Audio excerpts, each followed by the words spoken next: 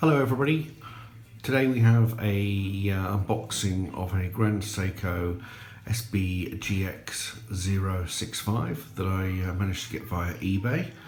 This is a second-hand watch, so you do have to excuse some of the scuffs and marks, but it is a beautiful watch nonetheless, and yeah, I hope you guys really enjoy it. So we'll kick off with the outer box to start off with. As per usual, with most Grand Seikos, or well, at least the ones that I've seen where there's been unboxing, beautiful sort of sturdy leather sort of imitation cardboard box with the gold Grand Seiko lettering.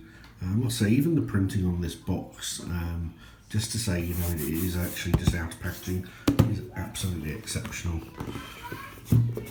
And just at the bottom here, it's a little bit more information about the box itself. Wood, leather, cloth, round paper. So yeah, just some of the materials inside the actual box.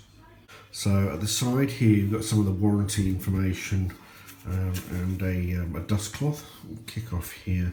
So I don't know whether this actually came with the watch itself, but it is a very nice Seiko dust cloth. It's got like a palm sort of thing there, so you can, you know, fondle your watch and make sure it's nice and shiny before you put it on your wrist. So that was a nice little extra. The watch itself, or the box, actually comes this very lovely sort of paper. I presume it's some sort of specialty Japanese wrapping paper, but it's sort of almost like a spider's web.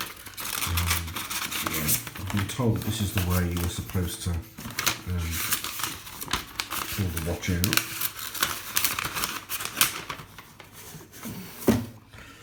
So there's the actual itself. Just look in the box here. So first things first, the Grand Seiko line. We have the operating instructions. So yeah, the operating instructions, as you'd imagine, half of it is in Japanese, but there is a dedicated section that is in English. So thank you very much for choosing a Seiko watch. For proper and safe use of your Seiko, please read the instructions carefully in this booklet before using it. I, like most men, probably didn't even read this. I only went back after I'd finished ogling the watch and thought I'd just try and get my money's worth and go through this. But the watch itself, I mean, the instructions tells you, you know, obviously how to set the watch. This is a fairly simple time and date watch, so it's not really too complicated. But it does have some interesting information about the movement itself and the water resistance and so on and so forth. It's actually important for you guys to understand as well, like for those that don't know, the Grand Seiko quartz are quite special. They come with the 9F series movement, which is a thermocompensated quartz movement that is rated to be accurate to plus or minus within 10 seconds per year. So a highly, highly accurate movement, real piece of technology.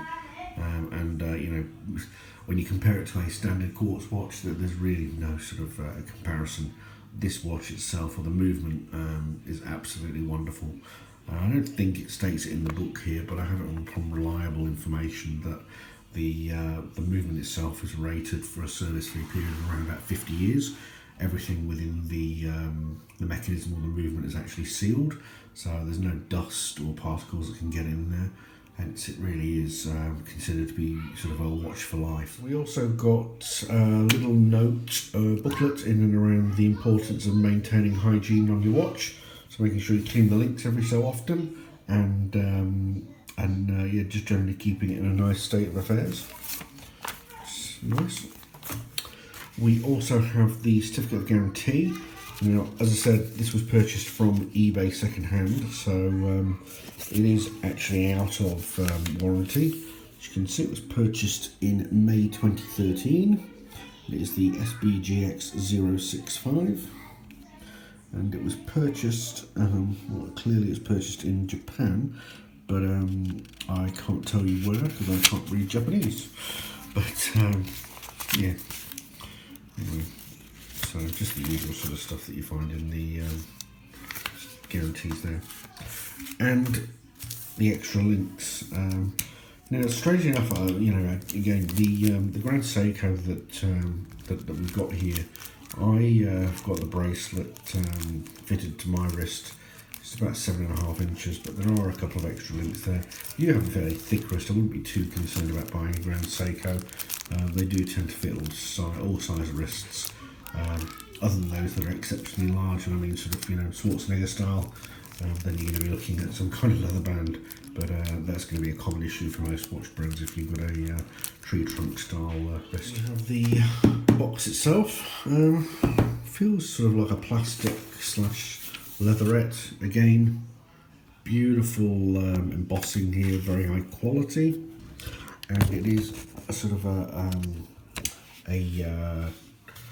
what would you call it, a spring sort of opening box. So it does sort of spring open, it does snap shut, but you can see there it's this velvet material again, beautiful Grand Seiko lion, and then the Seiko logo here, and then onto the watch itself.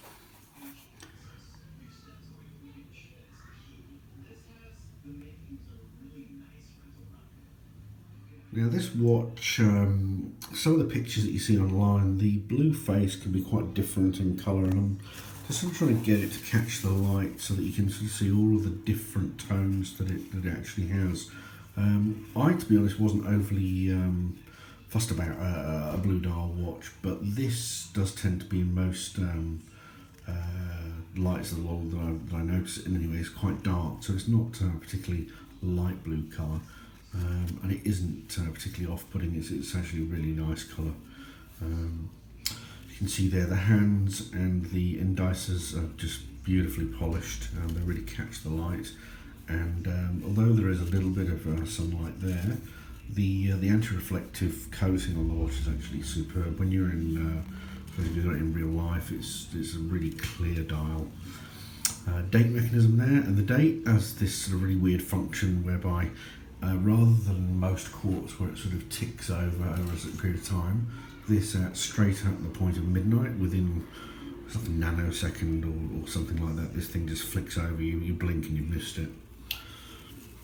As I sort of mentioned, it's a 37mm case, and it has seen a bit of action, so it's not as beautifully polished as it once was, but it has got a beautiful finish on the case. You can just tell this thing being handmade, or hand finished, sorry. It's just beautiful. The bracelet, the curves, there's just not one sharp edge on it. It is absolutely a pleasure to wear. It really is the most comfortable watch I've ever worn. At 37mm, I was actually worried that it might be a little bit too small, but you put it on, you just forget about it. It's there, it tells the time, it does what it does, understated, just what a Grand Seiko is all about. I thought this would be an interesting comparison for you guys who are thinking that 37mm might be a little too small. As you see here, this is the Steinhardt that I reviewed previously.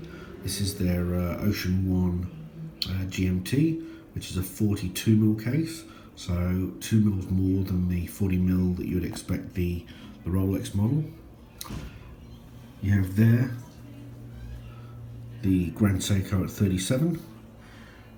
And then this watch itself, which should need no introduction, which is the Speedmaster. Now the Speedmaster does wear fairly large. As you can see, whilst it's 37mm, it is noticeably smaller. It isn't small to make it look like a mid-size or a ladies style watch on a guy's wrist. I actually think it's just a beautiful, it's actually the perfect size.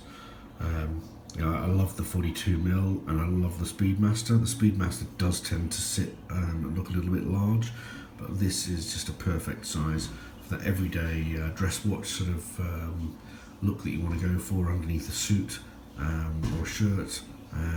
Yeah, it's just fantastic.